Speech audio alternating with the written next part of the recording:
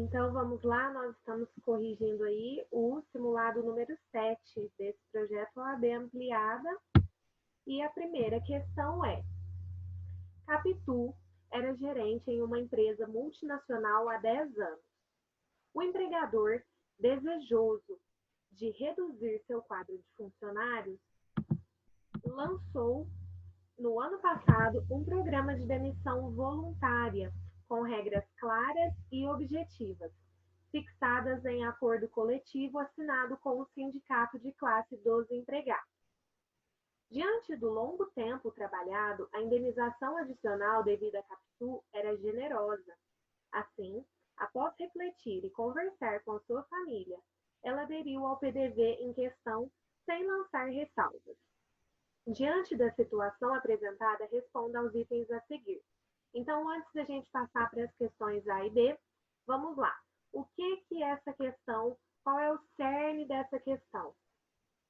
O objetivo principal é tratar sobre o PDV, Programa de Demissão Voluntário, tá? Então, quando você for procurar alguma coisa relacionada para responder essas questões, você vai procurar isso no seu índice remissivo, tá? Mas vamos ver qual é a letra A. Caso Capitu ajuizasse a ação pleiteando férias após aderir ao PDV e receber a indenização correspondente, como advogado da reclamada, que tese jurídica você advogaria na contestação? Bom, então, a pergunta da letra A é: Capitu aceitou, entrou no PDV, recebeu a indenização correspondente, mas depois ela foi lá e ajuizou uma reclamação trabalhista, pleiteando férias. Isso é possível? Você foi contratado como advogado da reclamada, então você tem que apresentar uma tese de defesa contra essa RT que Capitu ajuizou.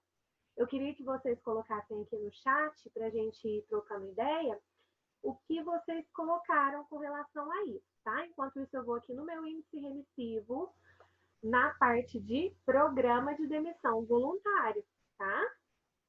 E se vocês conseguiram achar também algum outro tópico do índice remissivo, compartilha aqui no chat também, para a gente se ajudar, tá bom? Vamos ver. O Rogério colocou que o PDV dá plena e irrevogável quitação e indicou o artigo 477B da CLT. Vamos ver se o Rogério acertou. Vou olhar aqui no programa de demissão voluntária.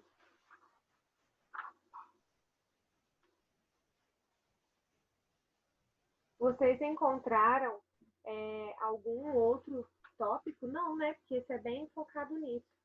Bom, então, olha só, lá no último, na minha CLT, é o último aqui, ó. E fala quitação plena e irrevogável, assim como o Rogério mencionou, artigo 477B da CLT. Então, é isso mesmo, você tem que advogar como tese de defesa que a adesão ao PDV sem ressalva, porque o enunciado não te falou nada, que houve alguma ressalva com relação às férias, por exemplo, não falou. Então, a adesão ao PDV sem ressalva confere quitação plena e irrevogável em relação a todos os direitos decorrentes da relação empregatícia, tá? Se acertou a resposta, pontuou com 0,55, se indicou o artigo 477B da CLT, mais 0,10. Agora vamos lá para a letra B.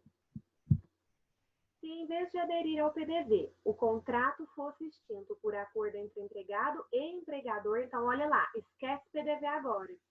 Agora é como se essa relação de emprego tivesse se encerrado por meio de um acordo entre empregado e empregador. Capitu teria direito a receber o seguro-desemprego? Então, agora você tem que procurar no seu índice remissivo o acordo, tá? O acordo entre as partes. Então, como que vocês procuraram aí no índice remissivo de vocês? Bom, o Rogério já está perguntando. Não, o Rogério já está respondendo, quer dizer, lá, distrato, vamos ver. de extrato, Rogério?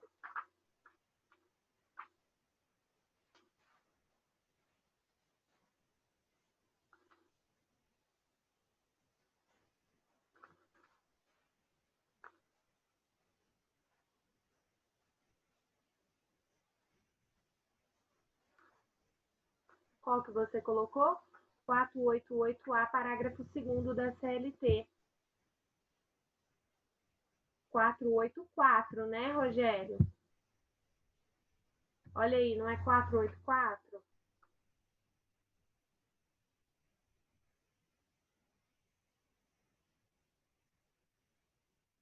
Rogério... Carla, eu vou falar porque eu não sei digitar.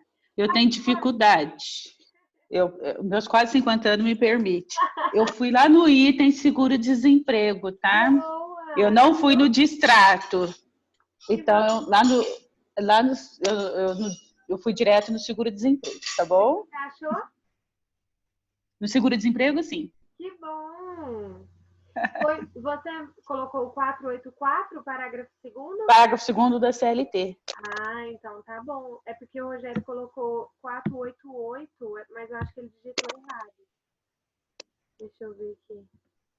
É. Ah, tá. Isso mesmo. 484. E desculpa eu estar atrasada, porque eu não consigo digitar, eu não sei mexer. Imagina. Mas na questão A, eu coloquei também o que ofende a coisa julgada, mas eu acho que aqui eu errei. Mas tudo bem. É, porque assim, não se trata de uma Não decisão teve. judicial. E aí É, seria, né? Mas, eu, mas você indicou também com relação ao PDV ou não? Você isso, só respondeu. pus quanto ao PDV também. Ah, entendi. Também eu fiz os dois artigos, o AOJ 132 e o 477B da CLT. Entendi. Tá bom? Tá bom. Vou pôr mudo de novo, desculpa, mas é porque eu não sei digitar Imagina, aqui. pessoal, pode entrar, tá? Vamos conversando. Assim que é bom a comissão, né? Tá. Então, como ficaria a resposta, gente? Não, não, não teria direito a receber o seguro-desemprego. Por quê? Essa modalidade de ruptura do contrato de trabalho não está prevista como ensejadora do seguro-desemprego, artigo 484, parágrafo 2º da CLT. E foi uma inovação aí da reforma trabalhista, né? Esse artigo 484A, parágrafo 2º. Pessoal, vamos lá então para a questão número 2.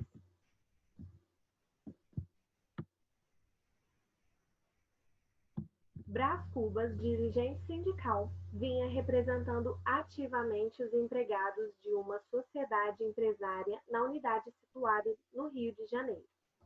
Então, ó, primeira coisa que eu chamo a atenção de vocês, dirigente sindical. Viu isso na sua prova? Grifa a lápis, de alguma forma, tá? No seu rascunho, tá bom? E fique atento a essa informação. Então, ele vinha representando ativamente os empregados de uma sociedade empresária na unidade situada no Rio de Janeiro. No entanto, para sua surpresa, recebeu um comunicado da empresa determinando sua transferência para a unidade de Curitiba, Paraná. No comunicado constava que a empresa pagaria apenas o transporte de ida e volta, bem como a moradia em hotel local. O trabalho em Curitiba duraria cerca de 6 meses e seriam mantidos o mesmo salário e a mesma composição remuneratória que ele recebia no Rio de Janeiro. A mudança deveria ocorrer em 15 dias. Então, gente, primeira coisa, como eu disse antes, dirigente sindical, já se atente a isso. Segunda coisa, foi transferido, mas a empresa só ia arcar com o transporte ida e volta e a hospedagem lá no hotel, né? Outra coisa, essa transferência é temporária, porque o próprio enunciado já te fala que duraria 6 meses, tá bom? E eles seriam mantidos o mesmo salário e a mesma composição remuneratória que ele recebia no Rio de Janeiro, tá? E ele foi comunicado com 15 dias de antecedência. Então, esses são os pontos principais da questão 2.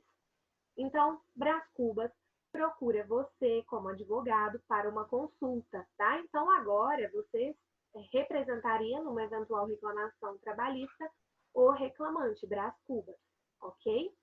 Observando o texto da CLT, responda aos itens a seguir. Letra A.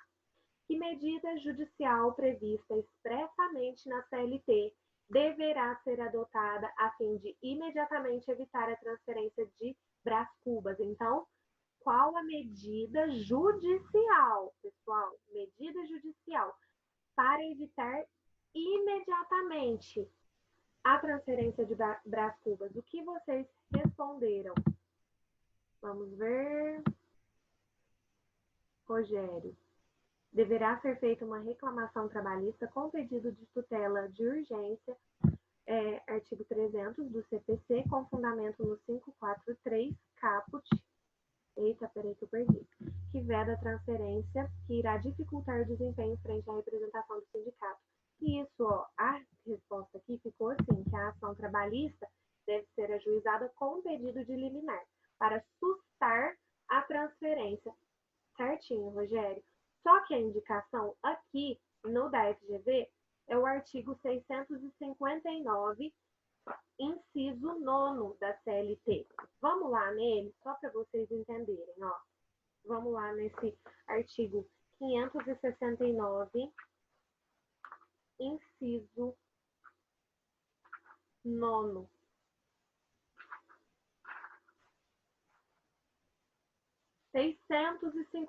Eu acho que eu falei errado antes, gente. 659. Ó, eu vou ler para vocês, tá?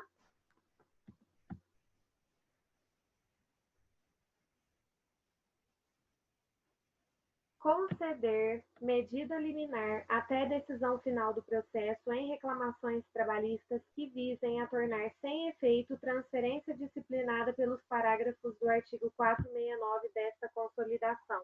Então, gente, aqui o caput que fala compete privativamente aos presidentes das juntas. Esse presidente das juntas é aquela composição antiga da Justiça do Trabalho. Então, hoje se refere à Justiça do Trabalho mesmo, tá? Ao juízo ACO, as varas, tá bom? Então, compete à Justiça do Trabalho, tá? Conceder a medida liminar. Então, é com pedido liminar, tá bom? Então, a FGV colocou essa fundamentação, 659, inciso 9 da CLT. Rogério, o seu, depois eu vou analisar essa fundamentação na correção individualizada, combinado?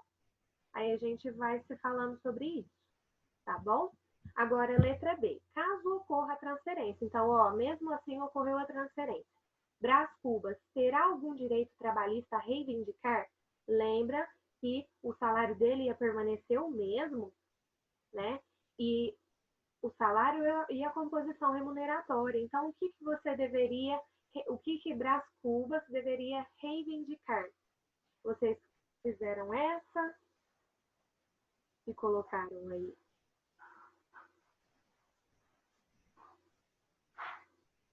Bom, aqui, ó, deverá ser requerido o adicional de transferência de 25%. A indicação é o artigo 469, parágrafo 3º da CLT. 469, parágrafo 3º, olha lá.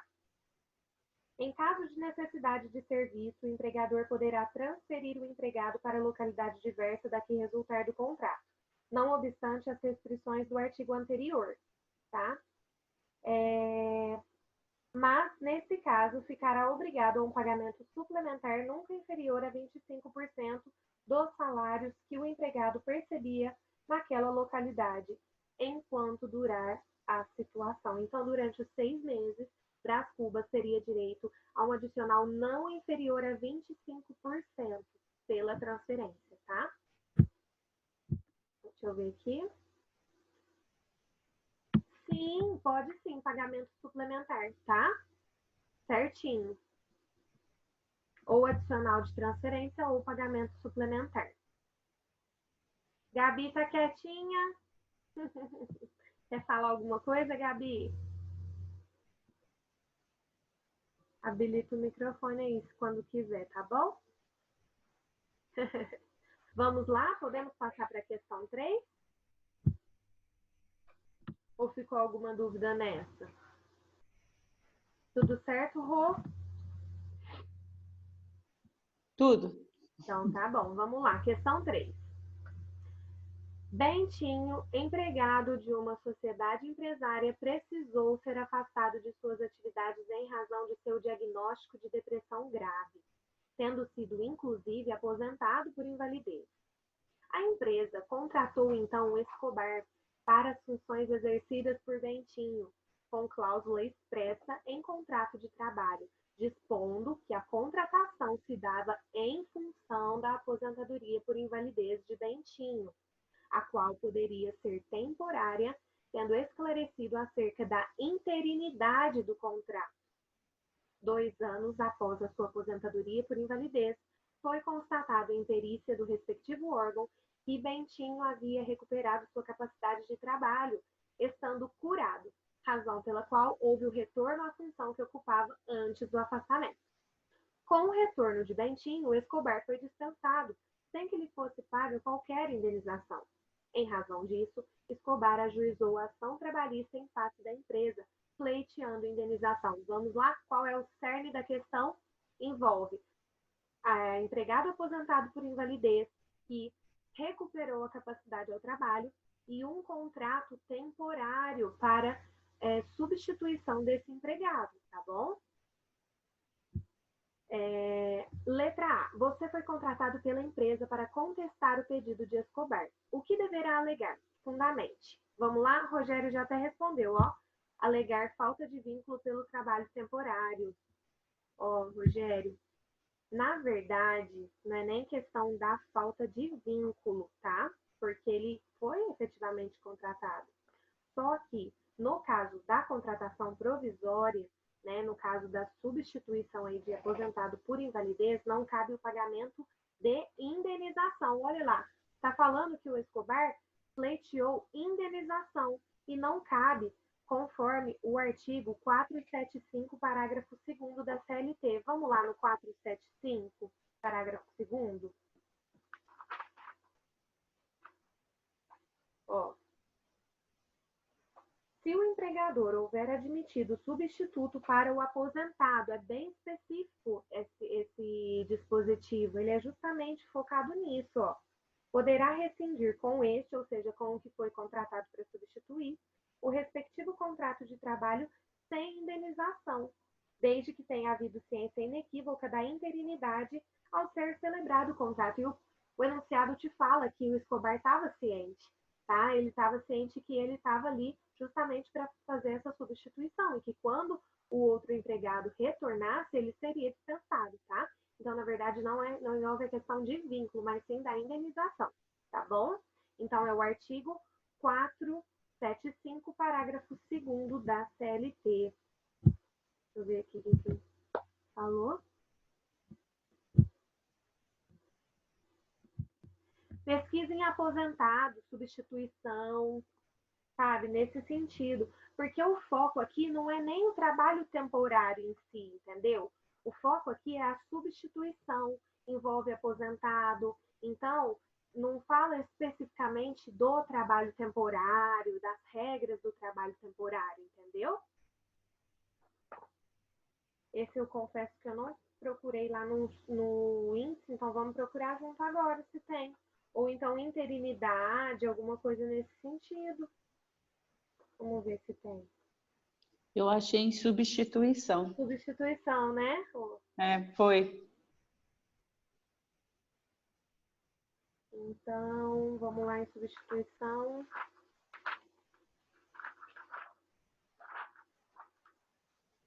Eu queria ter deixado separadinho, gente, mas essa semana foi muito louca. Meu Jesus.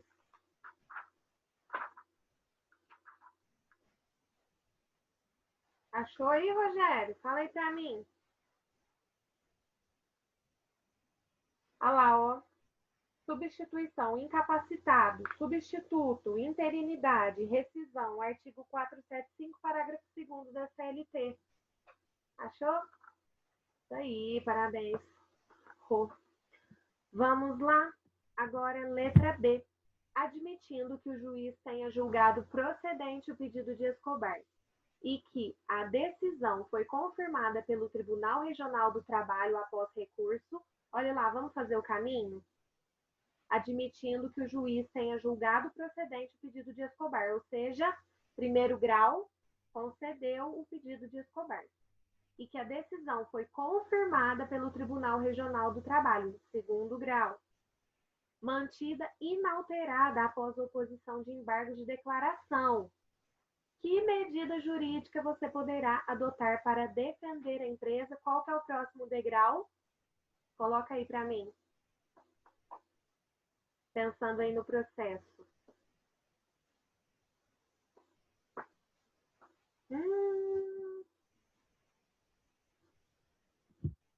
Recurso de revista, Rogério. Recurso de revista. É indicação do 896C da CLT. Deixa eu achar ele aqui para a gente ler.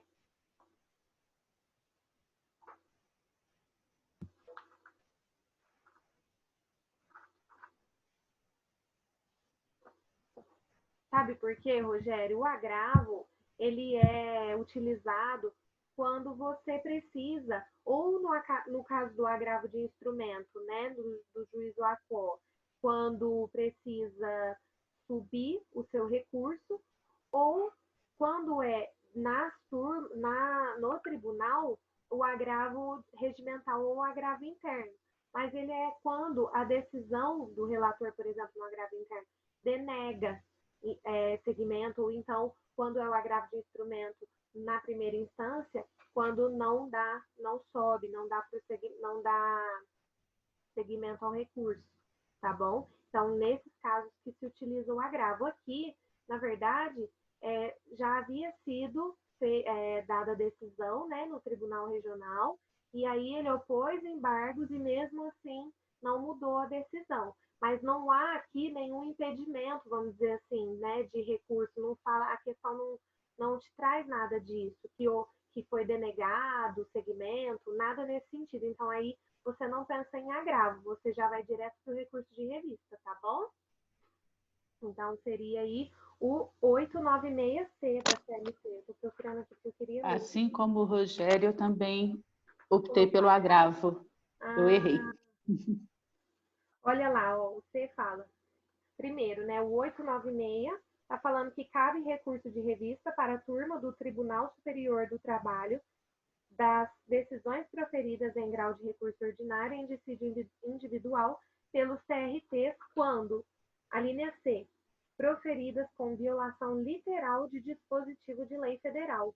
Por quê, gente? É literal. Lembra na questão anterior que o parágrafo 2º, ele fala assim, ó, certinho, direitinho, falando até do aposentado. Então, é violação literal, tá? De disposição de lei federal ou afronta direta literal à Constituição, nesse caso de lei federal, tá bom? Que é a CLT, certo? Podemos passar para 4 ou vocês ainda têm alguma dúvida com relação a essa questão para a gente debater? Pode passar? Então vamos lá. Questão 4. Quincas Borba, gerente de uma livraria, ajuizou reclamação trabalhista postulando o pagamento de horas extras pelo excesso de jornada e por não ter pausa alimentar regular.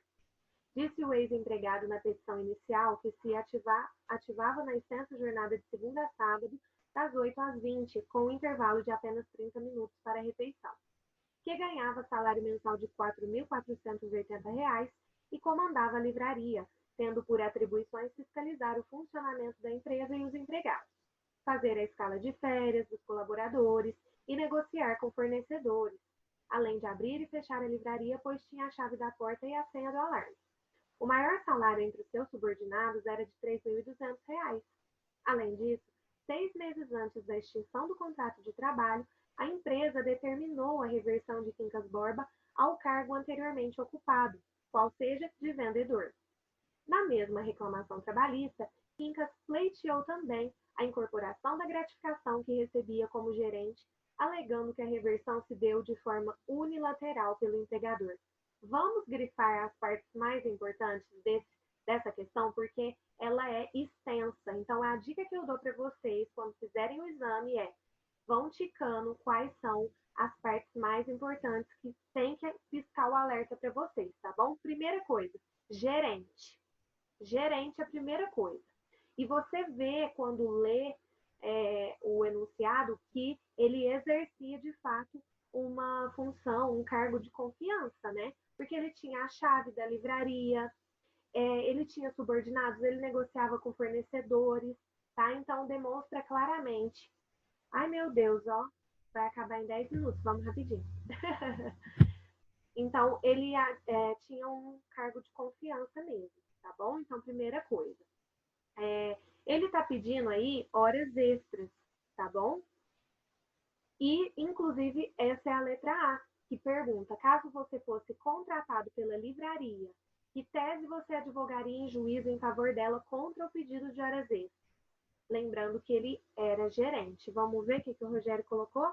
Exercia cargo de confiança e recebia gratificação por isso. Artigo 62, inciso 2, parágrafo único da CLT. Isso mesmo. Como ele exercia cargo de confiança, ele está enquadrado lá naquele capítulo sobre a jornada de trabalho, que não possui, né, jornada de trabalho. E é o artigo 62, inciso 2 da CLT. Vamos lá? Eu quero ler com vocês. Artigo 62. Não são abrangidos pelo regime previsto nesse capítulo. Inciso 2. Os gerentes, assim considerados os exercentes de cargos de gestão, aos quais se equiparam, para efeito do disposto neste artigo, os diretores e chefes de departamento ou filial.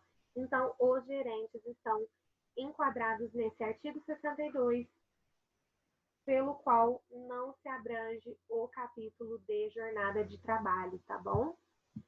Então, essa é a tese que você advogaria. Parágrafo único? Por que parágrafo único? O regime previsto nesse capítulo será aplicável aos empregados mencionados no inciso 2 desse artigo, quando o salário do cargo de confiança, compreendendo a gratificação de função, se houver, foi inferior ao valor do respectivo salário efetivo. Ah, tá, aqui fala do adicional, né, Rogério? Mas olha aqui, não tá falando aqui, deixa eu ler de novo, eu acho que não tá falando do adicional. Então não precisa você especificar o parágrafo único, entendeu? Você só menciona o inciso 2. Eu tô lendo de novo aqui e não tô vendo. Quando não mencionar, você pode só colocar o inciso 2, tá? Mas eu entendi, sim, a sua fundamentação ficou mais completa, vamos dizer assim, né? Carla, Oi? desculpe interromper. Eu Imagina. não coloquei o parágrafo único, mas eu cheguei à conclusão que ele era cargo de confiança porque eu fiz o cálculo. 4.480 tem 40% acima de 3.200. Então, eu que fiz, eu que modifiquei, Ah, tá? eu fiz essa Então, conta, por isso que eu cheguei que ele é cargo de confiança. ó, eu modifiquei essa questão, fiz o cálculo e coloquei, mas não pense que a FGV vai te dar isso de mão beijada toda vez, tá? A professora Carla é boazinha, mas a FGV não é. Então, você tinha que saber que era cargo de confiança pelos outros indícios que o enunciado menciona, tá? Primeira coisa, gerente. Segundo, ele tinha, chave da loja, ele tinha subordinados, ele negociava com fornecedores. Então, tudo isso demonstra que ele exercia um cargo de confiança, entendeu? Que ele era gerente mesmo, não só no papel, tá? Porque se o enunciado te falasse que ele era gerente, mas que ele recebia ordens da mesma forma, tal, não ia ser, tá bom? Então, outros indícios que demonstram que ele era o gerente não aplica, então, a jornada de trabalho, tá? Letra B. Com relação ao pedido de incorporação da gratificação, o que você advogaria em defesa da livraria? Essa não estava na questão original da FGV, tá, gente? Eu que criei ela aí. O que você advogaria? Então, olha lá o que ele fala. Na mesma reclamação trabalhista, Quincas pleiteou a incorporação da gratificação que recebia como gerente, alegando que a reversão se deu de forma unilateral pelo empregador. Então, a resposta fica que esse pedido é incabível da incorporação. Por quê? A reversão ao cargo efetivo não dá direito à incorporação da gratificação.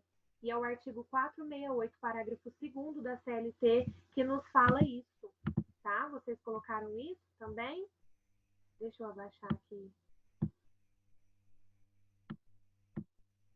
Parece que meu coisa ficou parado.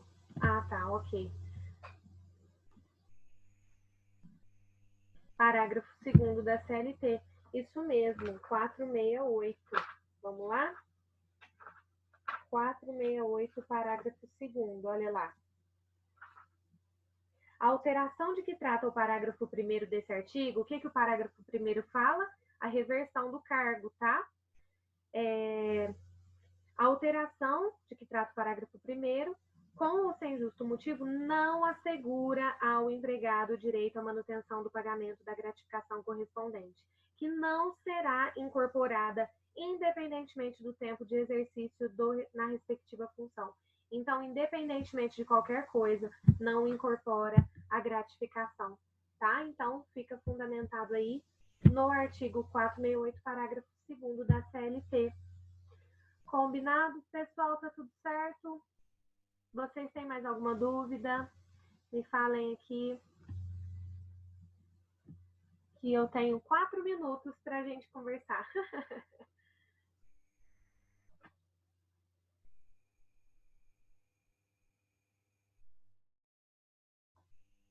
Eu tô lendo aqui a do Rogério. Carla, eu fiquei com uma dúvida. Quando eu fui fazer essa questão, eu me deparei com a súmula 372, inciso 1 do TST. Eu queria saber se o entendimento dela já está totalmente superado.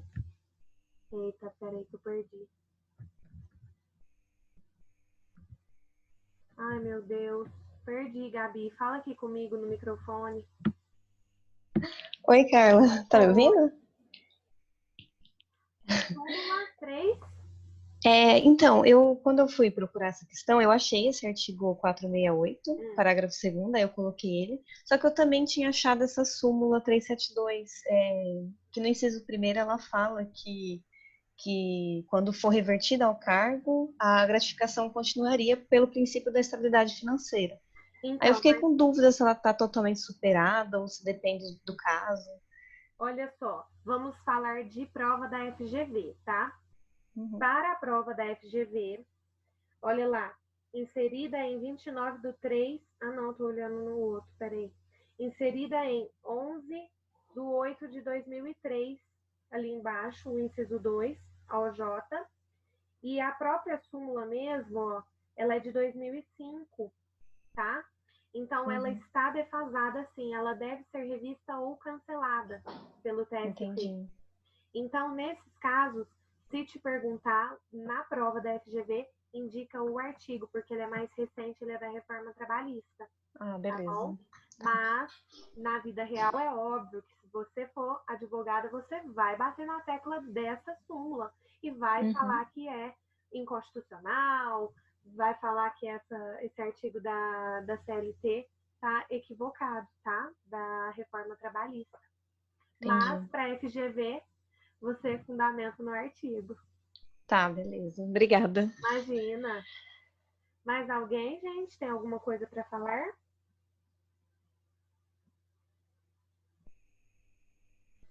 Tudo certo, então? Então, boa noite, pessoal. Boa sexta-feira. Bom final de semana. A gente se vê em breve, né? Assim que possível, a gente já disponibiliza o próximo simulado. Eu acredito que amanhã, até 1h, já vai estar com vocês no grupo. Qualquer dúvida, estou à disposição, tá bom? Podem me chamar no privado e a gente vai conversando. Um abraço, viu? Beijo. Tchau, tchau.